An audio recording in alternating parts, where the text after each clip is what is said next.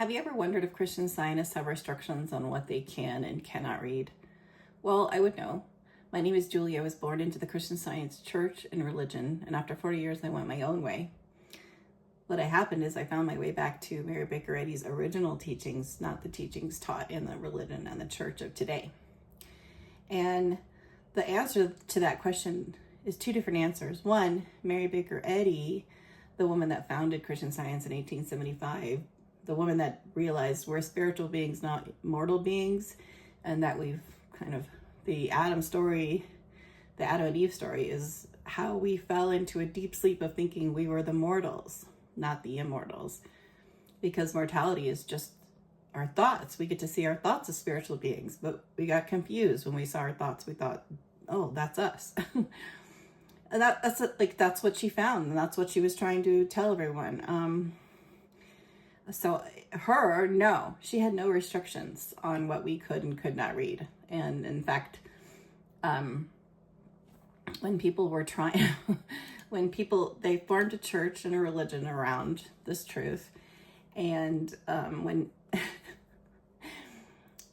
people in the church, high up in the church, while she was still alive, tried to create a list of what people could and couldn't read, and tried to tell Christian Scientists, we're going to start telling you what you're allowed to read and not read. And she nipped that in the bud immediately. And that was she's like, we don't do that. Christian Scientists, it's between them and God is going to lead them in whatever they need to read. And in Miscellaneous Writings, which is a compilation of a bunch of her writings, there's an article called The Fallibility of Human Concepts. And in that article, she says some people try to tend folks as if they should steer the regulator of mankind. God makes us pay for tending the action that he adjusts. The regulator is governed by the principle that makes the machinery work right. And because it is thus governed, the folly of tending it is no mere jest. So in no uncertain terms does she feel that we should be regulated. The religion and the Christian Science, the people, the church, the people of today, if you ask them, they would probably tell you, we're probably not supposed to read certain books, and this book and not. And others are more strict about it. They're actually, people that they are the regulators. They believe they're the regulators and they know what's best, and you should and you shouldn't read this. And teachers are like that. And there's it's crazy right now. Because I remember a guy coming to our church, this young guy, and he'd given a test. Was it a Wednesday, or I'm not sure what it was, but we were all talking out in the foyer afterwards, and he was saying how he was having so much fun reading all the old editions of Science and Health. And oh my gosh, all of us were like, and we whispered, and I said, are we allowed to read those? Are we allowed, And we all thought that we were not allowed to read older versions of Science and Health. And he laughed, and he was like, well, who's telling us what we can and cannot do? Is there where's the rule book? And we don't have a rule. Christian Scientists don't have a rule. We have a small manual that governs the mother church and partly governs the branch churches, at least sets them up and gives an organizational structure. But there's no rule book for Christian Scientists. And that was the first time I was like, oh, who is telling us what we're supposed to read and not supposed to read?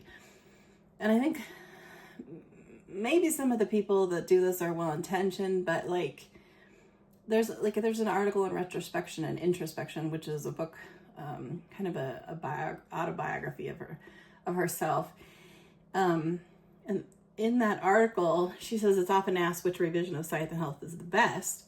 The arrangement of my last revision in 1890 makes the subject matter clearer than any previous edition, and is therefore better adapted to spiritualize thought and elucidate scientific healing and teaching. And I think that's, maybe that people take that one out of context and say, oh, she only wants you to read the most current version.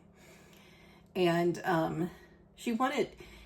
this was the time when everyone was brand new to Christian Science. She put her first version out, 1875, and then she did about over 400 versions. So people were like buying the book, the version that was out at the time, and they were studying it and loving it and having all kinds of healings because it corrected their thought about what it meant to be a Christian, and it corrected their thought about what it meant to be human and what it didn't mean to be human. And that's what happens is your thought gets corrected by spiritual truths and you have healings. Well, but she put another edition out and another, and they're not catching up, and they're just buying whenever they join or whatever they learn about it, they're just getting that edition. So in this article, she says, yeah, well, the 1891, if we're all on that, that's, the one that I feel is, the one you should own. And that would, obviously, she had then many more editions after that because she passed away in 1910, and there was still a revision in 1910. So, but she doesn't say don't go back and read the other ones at all. And the first edition is the one where she just blurts everything out. She just like tells everyone where it's at, and she says, she just is so, it's like her. It's just, she's just saying, hey, like the mistake the disciples of Jesus made to found religious organizations and church rites, if indeed they did this, was one the master did not make. She's like, religion and church rites, that wouldn't be something we would do. I mean, Jesus didn't do that. His disciples, maybe they did, but if they did, that was a mistake. And it's so funny because you read that, and then the people that like followed her, they wanted the church and the religion, and she finally had to go with that. Excuse me. But everything in here is like really clear, spells out what Christian Science is all about. And for someone who's born into the religion and the church where we're just reading science and health and the Bible every day, and it's kind of like what we were born with, and the significance of it hasn't hit us.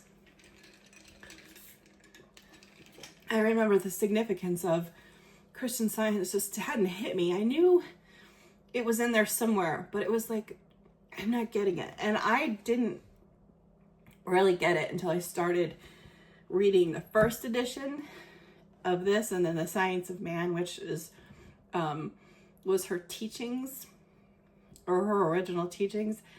Then it's like, fireworks went off for me. I'm like, oh, because it's Mrs. Eddy talking, but it's using different words and different language that she finally settled on. She wrote a letter to one of her friends. She says, okay, there, I hit it and I hit it and I hit it and I hit it until it's almost unrecognizable.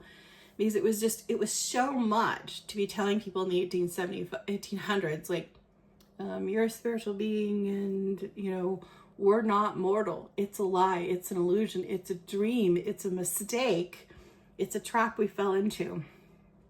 I mean, quantum physics is beginning to understand and be able to describe what's happening. But quantum physics is still ahead of its time. Mrs. Eddy in the 1800s was way ahead of her time. So she learned to put things differently to help people start to get piece by piece this truth. And then over time of reading and studying, it would all come clear. So in a nutshell, no, she didn't restrict. Mary Baker Eddy, the founder of Christian Science, did not restrict in any way what Christian Scientists could read or couldn't read.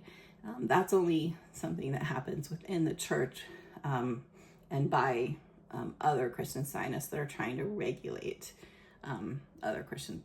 their fellow Christian Scientists.